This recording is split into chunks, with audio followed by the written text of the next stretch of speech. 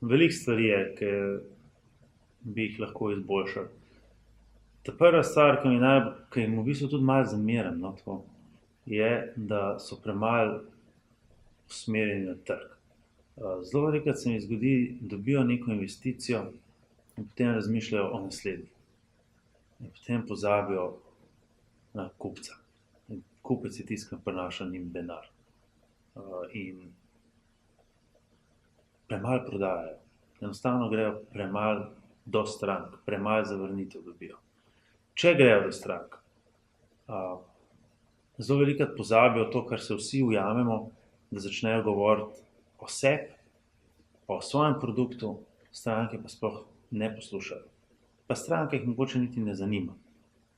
Ampak samo produkt, pa kako bom zdaj jaz to prodal. In to zanimanje, ta želja, da bi spoznali, kaj res driva stranke, je kar velik izziv. In že tako je za slovenske prodajalce značilno, da sprašujejo premalo. In potem, ko dobijo nek odgovor, ni nobenega podvprašanja. Stranka reče, mi rabimo kvaliteten proizvod.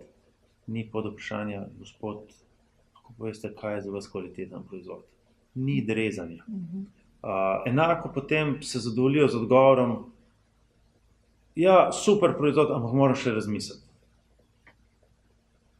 Podvprašanje bi bilo zame vedno, o čem morate še razmisliti.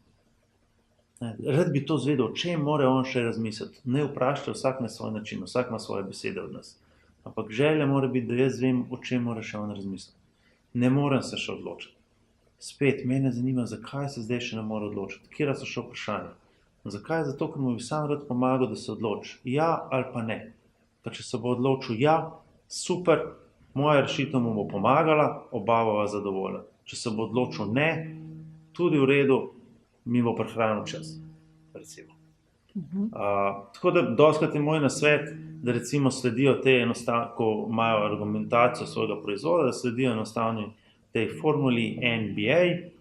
B pomeni benefits, govoriti o benefitsih, A je advantages, ampak advantages, ki jih lahko dokažeš.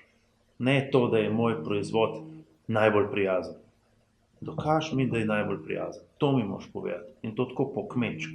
In tudi povedati mi, kaj to, da je moj proizvod najbolj prijazen, pomeni za njega. Da bo prihranil čas, da se bo boljš počutil, da bo izgledal boljš v družbi, torej neko korist. Torej advantages, benefits in N pomeni now. Dobro mi je povedati, zakaj nisi jaz odločen danes. Dajte mi en razlog. Lahko je to popust, lahko je to, da bom začel uporabljati takoj, lahko je to, da mi ne bo treba ponovno razmišljati, lahko je to, da bom sadove koriščenja tega proizvoda dobil čez en teden in ne šele čez 3 mesece, torej NBA. Tako da, če povzamem, premalo na trgu, premalo sprašujemo, pa pri argumentaciji lahko še kaj izboljšamo.